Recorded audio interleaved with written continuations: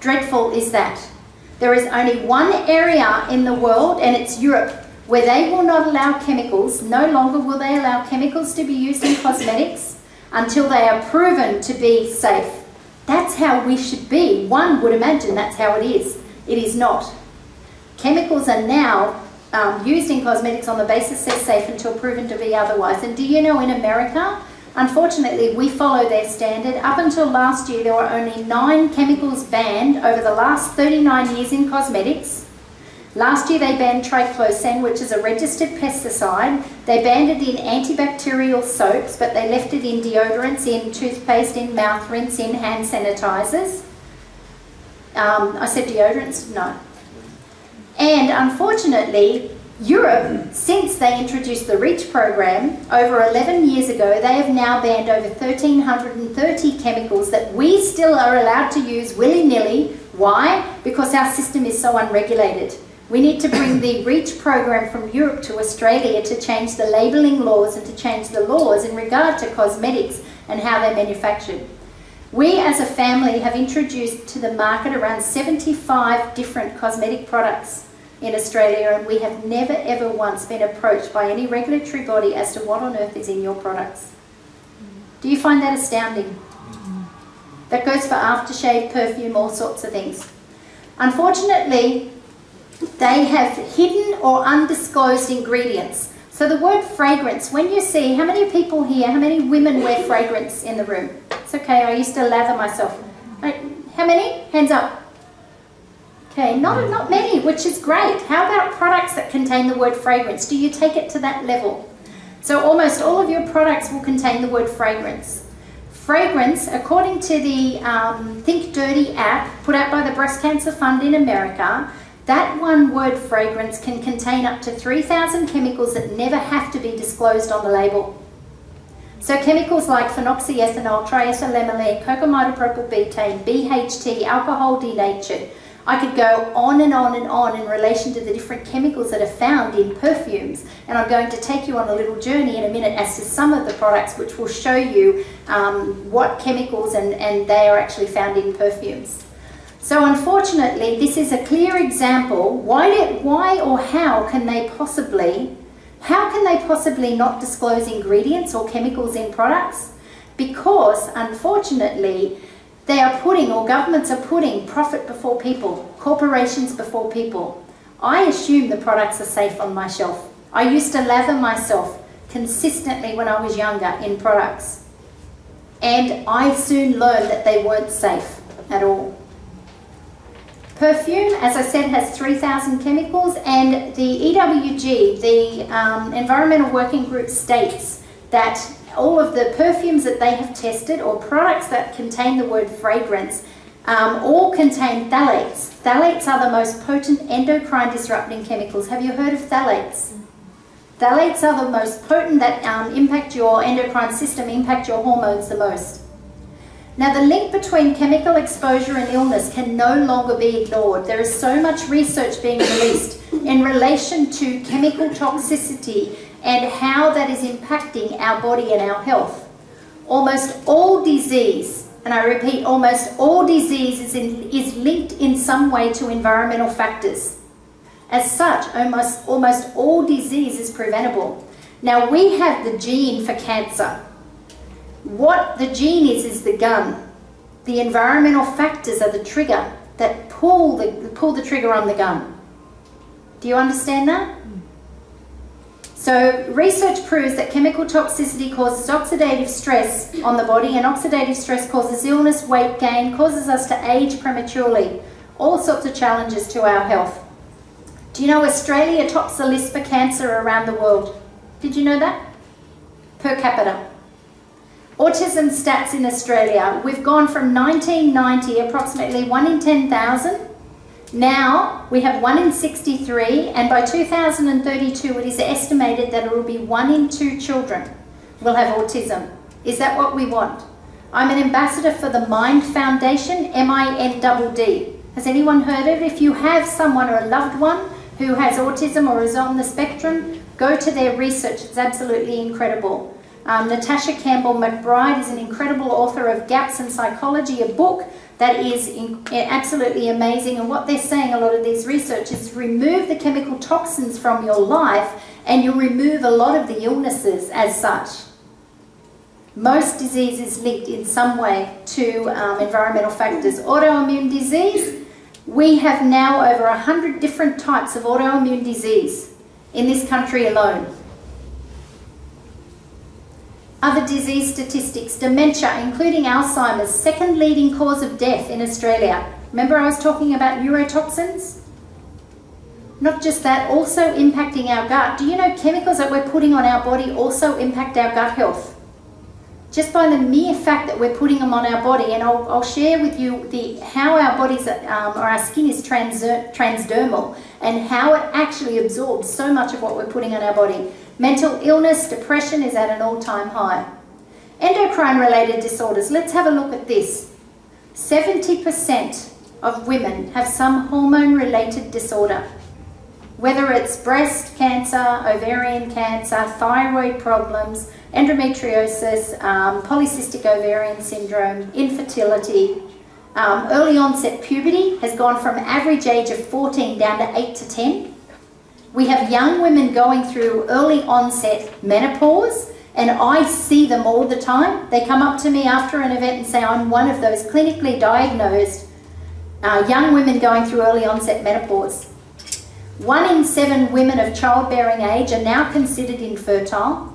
Preterm pregnancies are at an all-time high. That's where the baby doesn't go full term. It's expected now that the first pregnancy will end in miscarriage. How crazy is this? How many people here see all the IVF clinics popping up everywhere? How many people here know somebody who's challenged having a baby? Everyone knows somebody with that. Males now account for almost half of infertility cases, and I want to share with you the World Health Organization report of 2012, where they engaged the services of specialists to review the impact of endocrine-specific chemicals on the human body. What they found, their findings of a 284-page report, is that semen quality has dropped by 40% compared to what it used to be. Now there's another documentary that's called The Disappearing Male. I'd encourage you all to watch it. They state in that documentary that semen count has now dropped by 60%, and the remaining semen, 85%, is considered abnormal. Is that what we want? Now a lot of that, I believe, from my research, has to do with men also using products that contain the word fragrance and colognes, all of the everyday products, the personal chemical burden we place on our body every day, and because almost every product contains the word fragrance, therefore they will contain phthalates, which are the most potent endocrine xenoestrogen that are feminizing our men. So much so that malformed genitalia has now increased by 400%. So that's where babies are being born where their genitals aren't formed properly. So the testes haven't dropped, the tip of the penis isn't even on the tip of the penis. The penis doesn't grow, and that's malformed genitalia. So how can a baby be born with such strong estrogen dominance within their little body? That's the question. And I posed that question to Professor Mark Cohen. And he shared with me, and he said, one of the fastest ways that we detox as a woman is to have a baby. We dump our fat-soluble chemicals onto our children in utero. That's how babies are being born, with 200 plus synthetic chemicals in their little umbilical cords. And when we are estrogen dominant, we pass those chemicals down to our children. We have a massive increase in malformed genitals in baby boys because of estrogen dominance being passed down to our children. And one of the other fastest ways that he shares that we detox as a woman is to breastfeed. And breastfeeding is by far the only superfood, and if you can breastfeed, breastfeed. But know that our breast milk is now contaminated worldwide with on average 200 synthetic man-made chemicals in it as well. Is that acceptable? Is that acceptable to us as women to pass that down to our children? And we only know what we know when we know it. So we can't go back and change things. All we can do is make decisions now, and make decisions not only for ourselves but for future generations, so that we transform this. Because if we're already where we're at now, where are we going to be in years to come, if babies are being born with 200 synthetic chemicals in their little umbilical cords now, and they can't, because they don't have the detoxification, they can't get rid of them, we are creating a generation, and professors have shared this with me as well, where it's the first time in history our children are actually dying before us. It's the first time. True? That's what's happening. So malformed genitalia, and in relation to endometriosis, fibroids, PCOS, infertility, breast, ovarian, testicular cancer, thyroid problems, their words are, we're at the tip of the iceberg in relation to the incidence of endocrine-related, hormone-related disorders in society. So if we're at the tip of the iceberg, and we already have 70% of women have some hormone-related disorder, if we already have 1 in 7 women who can't have children, almost half cases are related to men as well because the semen count is so low, where are we going to be? I have some professors who are saying to me, it'll be the next generation or the one after who'll be the last to have kids. How scary is that? We can change all of that though. And that's why I love InnerOrigin so much, and that's why we do as a company what we do. Our goal, and the goal of myself and our 3 other directors, is to actually transform health within 1 generation.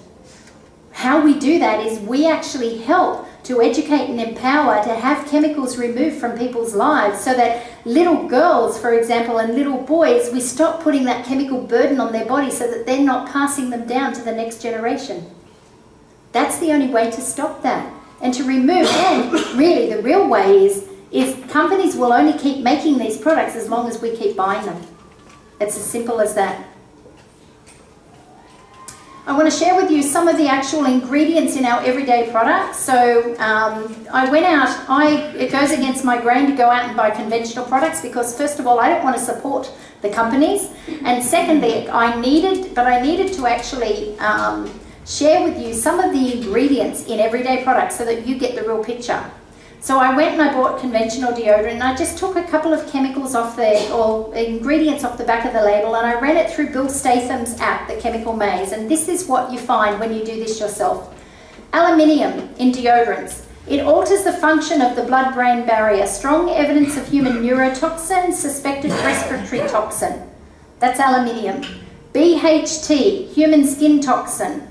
Now, see, this safe is used up to 0.5%. That's the CIR. So the CIR is the Cosmetics Ingredients Review Panel that I talked to you about. That is the self-regulating industry owned by the cosmetics industry to determine whether or not the chemicals they themselves use are safe. So of course they're going to say it's safe.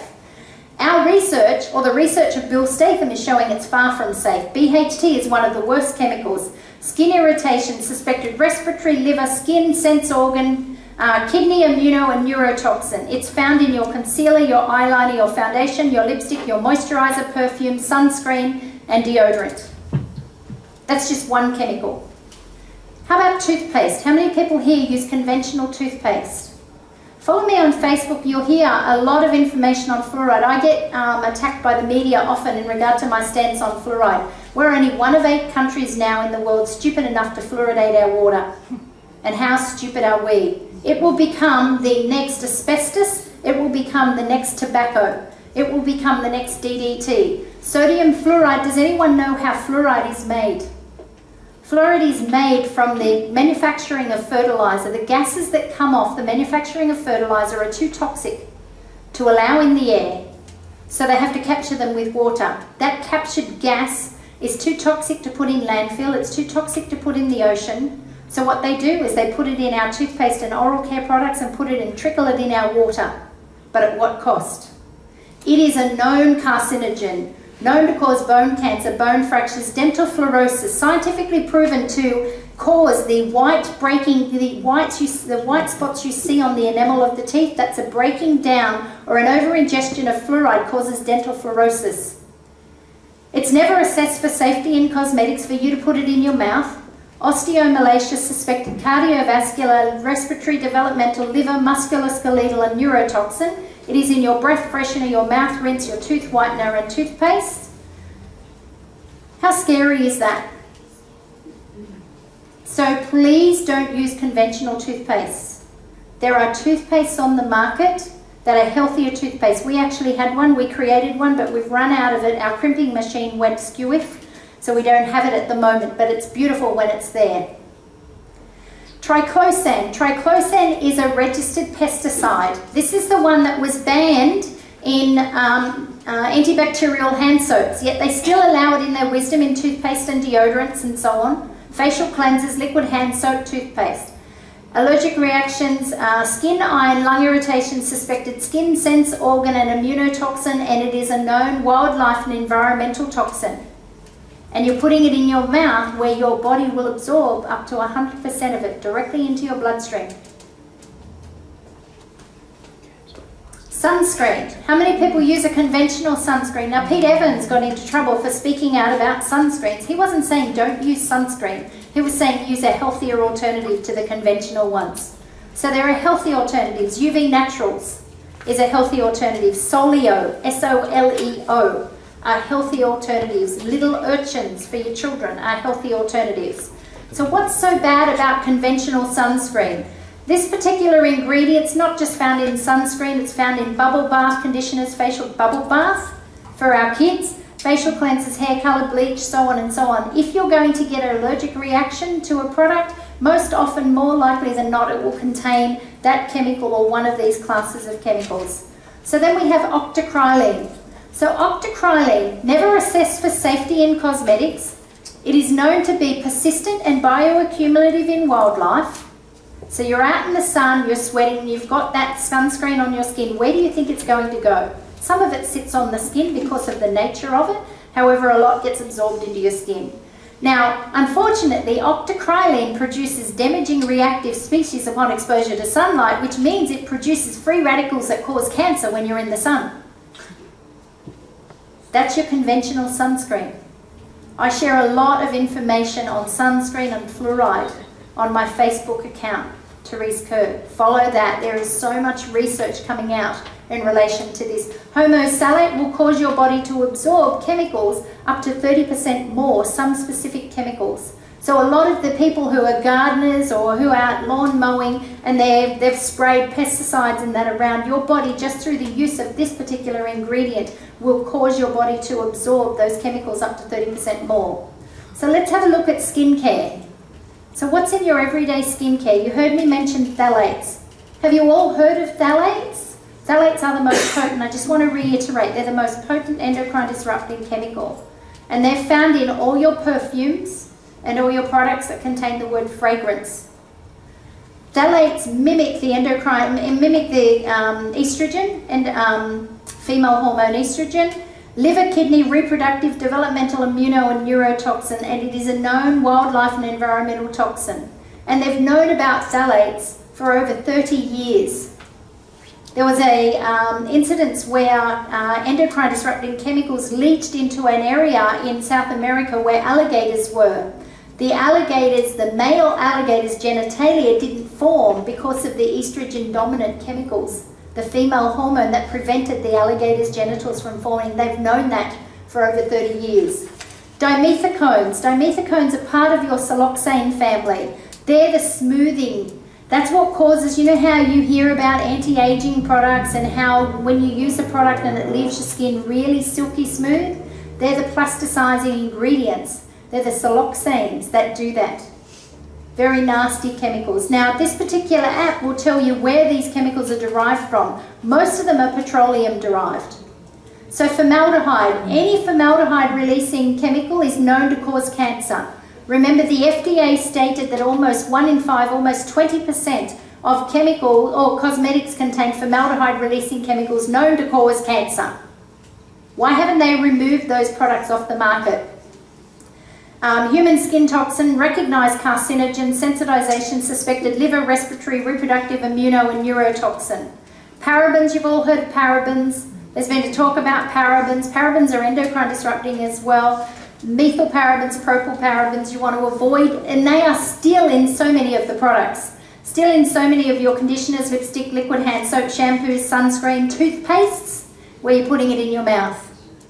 So I'm going to show you 5 minutes of a documentary now. Now this is an American-centric documentary. It's called Unacceptable Levels. If I had an Australian documentary to show you, I would show you that. But unfortunately, we are so far behind the American, we're so far behind the world that we have to actually rely, and we're even so far behind America, we are more behind Europe, you know, so far behind them. But ultimately, we rely on the American system to regulate our cosmetics, and we allow what they allow. And I shared with you that the REACH program has now banned over 1,330 different chemicals that we still are allowed to use.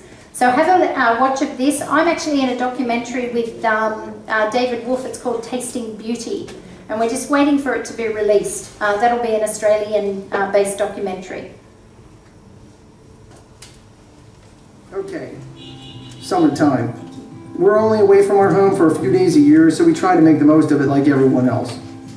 And when it comes to exposures, we hear about the sun constantly. I mean, you can't go anywhere without someone trying to sell you some kind of sunscreen with ultra sunblock 80 UV protection or whatever the hell that stuff is, you know, the whole 9 yards.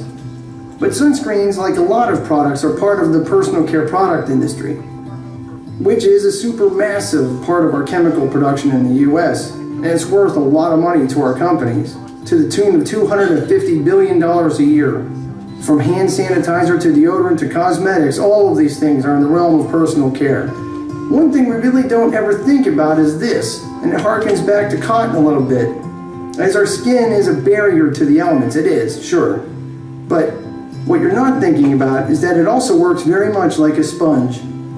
60% of everything that goes onto our skin goes right into your body and it becomes systemic. And my wife, like a lot of women, is constantly putting some kind of moisturizer on her body, especially in the summer. So what is all this stuff? Well, the companies know. They certainly do. But they don't need to tell you everything, even if you ask them very, very nicely.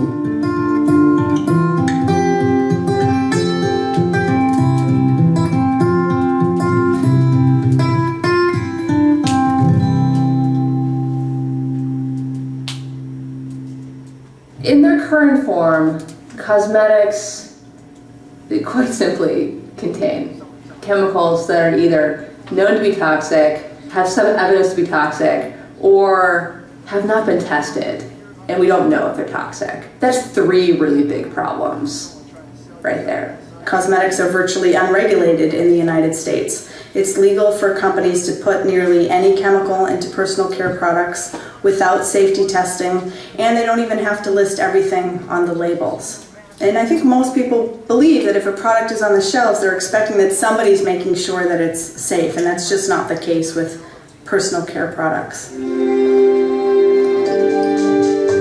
First, we'll test this experimental perfume on you. It burns!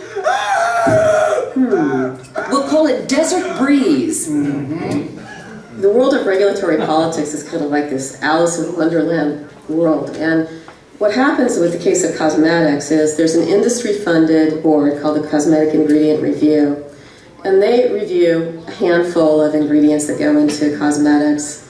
They've not reviewed very many in the many years they've been in existence. The Cosmetic Ingredient Review Panel is an industry-funded panel. They're housed in the same offices as the Cosmetic Industry Trade Association, and they are the voluntary panel in charge of determining the safety of ingredients in cosmetics. It's made up of mostly dermatologists, and whenever they do make a recommendation, unfortunately the industry is free to ignore it, and they often do. If you look at the Food, Drug, and Cosmetics Act, right, it's a huge book. It's like 300 pages.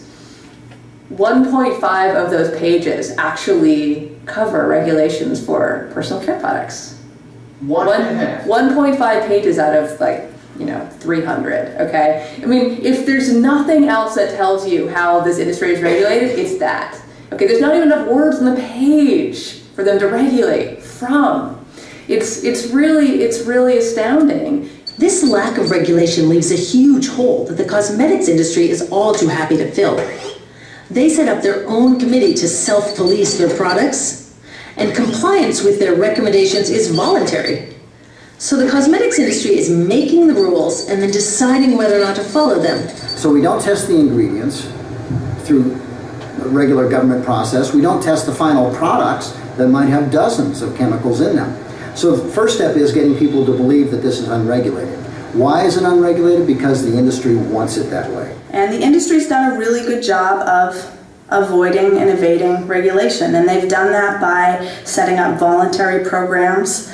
And they agreed in the 70s to partial labeling of products under the Fair Packaging and Labeling Law. So companies do have to tell us what's in products unless it's part of a fragrance or unless it's a contaminant. Unfortunately, those two loopholes mean that any given product could contain many potentially hazardous chemicals that are not listed on the label. So you can actually download that documentary from iTunes, and I recommend you do. It talks about sodium fluoride and the story of fluoride as such. Before I go on any further, I want to just check in. How are you feeling? Some adjectives. Really positive. Really positive? Yeah. A lot of the times I'll have people say overwhelmed.